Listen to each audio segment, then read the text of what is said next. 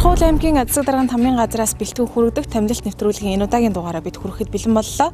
Тэгэхээр бүгд найрамдах Хятад ард улсын Танжи хотын Жинхай дүүргээс энэ удаагийнхаа томилолт нэвтрүүлгийг хүргэх болно. Ингээд үзэгч та бүхэн нэвтрүүлгийг үзэж авч үзнэ.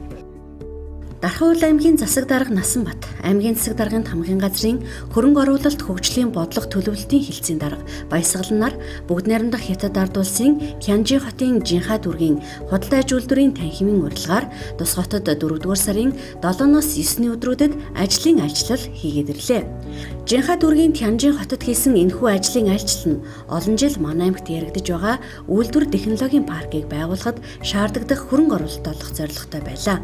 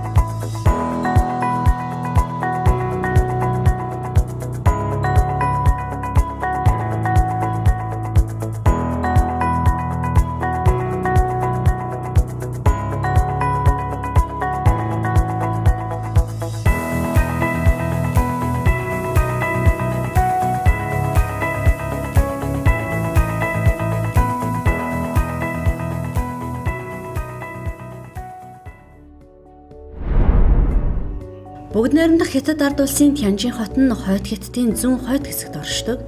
Бээжингээс 120 км зайд байрладаг юм байна. Далайн эрэгт орших учир чиглэг уур амьсгалтай, байнгын манантай, хэдийгээр өдөр боловч нар үзэгдэх нь бараг ховор учраас манантай тэнгэрийн од хэмээн нэрлэгддэг байна. Энэ нь байнгын манантай байхаас гадна Танжи хот нь тус улсын үйлдвэрлэл худалдаагаараа дэлхийд од болж нэрд гарсан хот учраас ийхүү нэрлэжээ. Тус дүүрэг нь машин, техник, электрон бараа үйлдвэрлэдэг бөгөөд газрын тос, байгалийн хийнөөц, алт вольформ, марганц молибден, зис цайр, гантиг болон шохон чулуу зэрэг байгалийн баялаг ихтэй. 2015 оны судалгаагаар 15.5 сая хүн амтай Тус хот нь далайн эрэг дагуу 153 км газар нутагтай бөгөөд нийт газар нутгийн 37.4%-ийг газар тариалан эзэлдэг байна. Жинхай дүүрэг нь Танжи хотын баруун өмнөд хэсэгт байрладаг бөгөөд 800 мянган хүн амтай. Хятад ард улсын бүтээн байгуулалтын жишээ болсон хот юм а. Их газрын зөөлөн дулаан уур амьсгалтай тус дүүрэгт очсон ажлын хэсэг эхний өдрөө Хай Грин буюу Ногоон агропарк гэсэн хүнсний сүлжээ байгууламжийн үйл ажиллагаатай танилцж эхлүүлсэн юм а. Тус хүнсний сүлжээ нь гадаадын улс орнуудаас хүнсний бүтээгдэхүүн мөн дахиад гахааны мах оруулж худалдан борлуулдаг байна. Ерөнхийдөө бүгд найрамдах Хятад ард улсын төрийн бодлого болох нэг үе нэг замыг хэрэгжүүлэхэд голлон анхаарахын зэрэгцээ хүн амынхаа эрүүл аюулгүй бүтээгдэхүүн хэрэглэх нөхцөл бололцоог түлхүү анхаарч ажилладаг байна. Хятадын усан бомтын хамгийн том хот болох Танжи хотын Жинхай дүүрэгт 10,000 тонн мах хадгалах зойр байдаг бөгөөд эндээс эцсийн бүтээгдэхүүн бэлтгэгдэн гаргадагаараа онцлогтой аж. Мөн арьс шир боловсруулах үйлдвэрийн үйл ажиллагаатай ажлын хэсгийн танилцлаа. Хятад ард улстай эхний 30-д ордог томоохон үйлдвэр тус дүүрэгт дасралтгүй 26 жил үйл ажиллагаагаа явуулж ирсэн бөгөөд өв залгамжлан ирсэн гэдгээрээ ажлын хэсгийнхний сонирхлыг ихээхэн татаж байсан юм. Дархуул аймгийн Засаг даргын 2017-оос 2020 оны үйл ажиллагааны хөтөлбөр тусгагдсан нэг томоохон ажил бол үйлдвэр технологийн паркийг барих явдал. Тэр ч утгаараа энэхүү арьс ширний үйлдвэрийн үйл ажиллагаатай танилцж хөрөнгө оруулалт татгтлаар талууд харилцсан санал солилцлоо. Арьс шир боловсруулах үйлдвэрийн цэвэрлэх байгууламж нь бүгд найрамдах Хятад ард улстай 2-дугаарт ордог томоохон цэвэрлэх байгууламж юм байна. 2-3 томоохон үйлдвэрүүдээр орж үзлээ. Өчтөр бол яг Тэнжин лидер гэдэг арьс ширний одоо үйл цогцлбор дээр бид нэр очиж үзсэн. Үн дээр бол одоо жоохон яаж цэвэрлэх байгууламжийг шийдсэн гэдгийг нь бол бид нэр очиж үзлээ. Үнэхээр энд бол маш цэвэр усыг бол гаргаж авч байна. Яагаад тэгэхээр зэрэг энэ 3 шатны дамжлага усаар бол шүүгдээд одоо хамгийн сүүлд нь бол Хятад улсад бол томоохон тооцогдох ийм цэвэрлэх байгууламж буюу одоо усаа одоо фильтрийн аргаар ингээд шүүж цэвэрлээд унадны ус болгоод буцаагаад энийг үйлдвэртэй бол хэрэгжилж байгаа нь бол харагдлаа. Тархан уул аймгийн хувьд бол энэ үйлдвэрийн энэ хөрөнгө оруулалтыг таатай орчныг бий болгох, газрыг олгох, мөн одоо гадаад ажилчдыг нь одоо оруулж ирэх тал дээр тодорхой үүргүүдийг засаг дарга түүний тамгын газрын үүрэг хүлээсэн бол энэхүү одоо аж ахуй нэгж байгуулга нь Тархан уул аймагт хамгийн орчин үеийн байгаль дээлтэй технологиг одоо бүхий үйлдвэрийг оруулж ирж энэ төсөл хөтөлбөрийг хэрэгжүүлэхээр ингэж одоо санал бичиж гарын үсэг зордлаа. Энэ одоо төсөл хөтөлбөрөөр хэрэгжсэн тохиолдолд Тархан уул аймагт 300 орчим ажлын байр шинээр нэмэгдэх. За мөн одоо Тархан уул аймгийн хэмжээнд эдийн засаг нь чадварчих. Мөн энэ хөтөлбөрийн хүрээнд Монгол малыг ирүүлжүүлэх, Монгол малаас гарч байгаа бусад одоо дайвар бүтээгдэхүүнүүд болон арьс шир, мах, за тэгээд одоо гидс дотор гэх мэтлэн бүхий л одоо хэмжээнд нь боловсруулалтыг хийх ингээд 3-5 жилийн дотор хэрэгжих томоохон төслийг бол хэрэгжүүлэхээр төслийн одоо нийт хэмжээ бол 30 сая орчим доллар байхаар ингэж одоо санал бичигт гарын үсэг зурлаа. Азийн хамгийн том бөөний зах зээлийг бий болгох зорилтыг тус дүүргийн удирдлагууд өмнөө тавьсан бөгөөд хэд хэдэн алхмуудыг хийж чаджээ. Тухайлбал Хятадын баруун зүүн хэсгийг хүнсний бүтээгдэхүүнээр хангаж байгаа бөгөөд үүнийгээ улам өргөжүүлж ард иргэдтэй эрүүл аюулгүй хүнс нийлүүлэхийг эрхэм зорилгоо болгосон байна.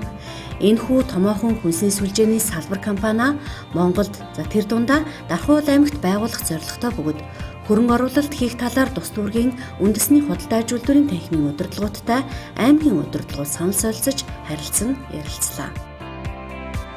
Энэ логистик төв маань болохоор зэрэг одоо далайн бомбт одоо бомбт дээр энэ Тэнжин хот маань оршдог. Ингээд гадаадаас ирж байгаа одоо бараа бүтээгдэхүүнийг энэ логистик төв дээр одоо агуулгах одоо хөрөгчөнд нь хийгээд одоо шинээр нь одоо хэрэглэгч Хятадын байгаа бүх хэрэглэгчд рүү одоо түгээдэг ийм логистик юм байна. Зам харилцаа өндөр хөгжсөн үйлдвэрийн тус дүүрэг нь бүгд найрамдах Хятад ард улстай үйлдвэрийн чиглэлээр дээгүүрт ордог дүүрэг юм. Хүн амын төвлөрлөлттэй тус хотын дотоодын нийт бүтээгдэхүүний хэмжээ 65 тэрбум юан бөгөөд нийт 2700 аж ахуй нэгж байдаг байна. Айлчлалээр аймгийн удирдлагууд тус дүүргийн төмөрлөгийн үйлдвэртэй танилцлаа. За тус үйлдвэр нь бүгд найрамдах Хятад ард улстай эхний 3-т ордог бөгөөд уг үйлдвэр нь эцсийн бүтээгдэхүүн боловсруулалтан гаргадаг. За нийт 1500 гаруй ажилчтай жилдээ 4 тэрбум төгрөгийн орлоготой ажилладаг байна. Энэ төмөрлөгийн үйлдвэр болохоор зэрэг ийм лиз төмөр буюу одоо монголоор гөлмөн төмөрийг бол гаргаж одоо лаа зумдааны үйлдвэрт одоо нийлүүлдэг ийм үйлдвэр юм байна. Бүгд найрамдах Хятад ард улсын халуун аршаан уран бичлэгийн төв бол Тянжин хотын Жинха дүүрэг юм байна. Ногоон байгалыг зогслох эрхэм зорилгыг тэд өмнөө тавин ажилладаг байна. Энэ хүрээндээ хүлэмжний аж ахуйг эрхэлдэг бөгөөд иргэдийнхээ ахуй амьдралыг дэвшлүүлэх үүднээс хамтран ажиллаж хамтдаа хөгждгөөрөө онцлог байлаа. Энэ жил тус хүлэмжний эзэд зөвхөн өргөс хэмэх улаан лойл тариалжээ. За тариалангийн аж ахуй эрхлээд 4-5 жил болж байна. Жил бүр тариалтынхаа хэмжээг нэмэгдүүлж ирсэн. Ингэснээр орон нутгийнхаа хөгжилд баггүй хувь нэмэр оруулдаг. Энд ажилчин гэж байхгүй бид бүгд газрын эзэн. За бид хамтдаа хөдөлмөрлөж ургацынхаа ашиг шимийг хувааж авдаг.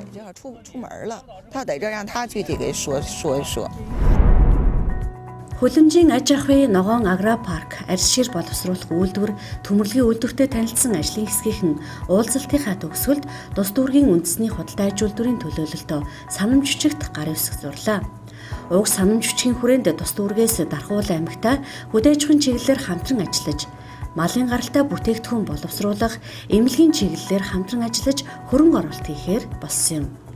Бүгд найрамдах Хятад ард улсын Тянжин хотын Жинха дүүргийн удирдлагууд болон бизнесийн төлөөллүүд Тархан уул аймгийн засаг даргын урилгаар эх 5 дугаар сард манай аймагт хүрэлцэн ирж дээрх санамж бичгийн дагуу газар дээр нь нөхцөл байдалтай танилцаж хууль дүрмийн дагуу хөрөнгө оруулалтаа хийхээр болсон юм а. Худалдаа аж үйлдвэрийн танхимын удирдлагуудтай уулзаж Тархан уул аймагт томоохон хөдөө аж ахуйн гаралтай түүхийн эдийн том зохицлбор биржийг одоо байгуулахаар мөн санамж бичигт гарын үсэг зурлаа.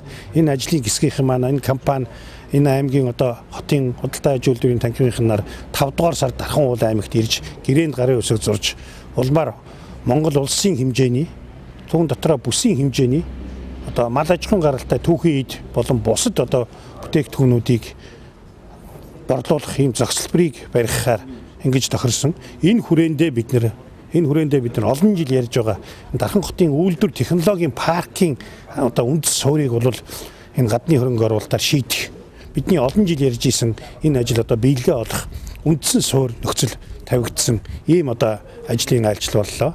Мөн энэ ажлын хүрээнд Дархан уул аймагт Монгол малыг эрүүлжүүлэх хүн амын эрүүл мэндийн салбарт хувийн хвшлийн оруулж байгаа хөрөнгө оруулалтыг дэмжих тал дээр бас санамж бичгүүд гараар үсэг зурж 5 дугаар сард одоо Дархан уул аймагт ирэхэд нь энэ хувийн хвшлийнхэнтэйгээ хөрөнгө оруулагч нарыг шууд уулзуулахаар болсон. Цаашлаад зөвхөн аймгийн хэмжээнд биш Дархан уул аймгийн худалдаа аж үйлдвэрийн танхимын гишүүн энэ байгууллагуудыг эдний одоо томоохон хөрөнгө оруулагч нартай шууд харилцаа тогтоох тал дээр манай аймгийн хөрөнгө оруулалт хөгжлийн бодлогын хэлтс засаг даргын тамгын газрын зүгээс олон 10 арга хэмжээ авч ажиллахаар эхний ээлжинд одоо тохирлоо.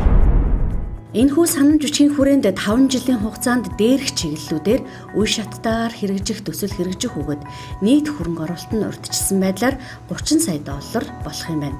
Энэхүү төсөл хэрэгжснээр Дархан уул аймагт олон жил яригдсан үйлдвэр технологийн паркийн үндэс суурь тавигдахын зэрэгцээ шинээр 300 ажлын байр нэмэгдэх давуу талтай юм а.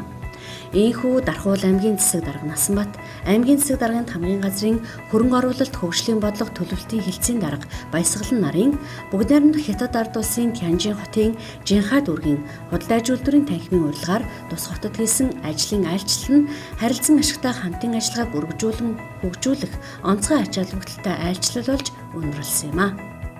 Бүгд найрамдах Хятад ард улсын Тянжин хотын Жинхаа дүүргээс энэ удаагийнхын томилолт нэвтрүүлгийг бид хүргэлээ. Дараагийн дугаар хүртэл түр баяртай.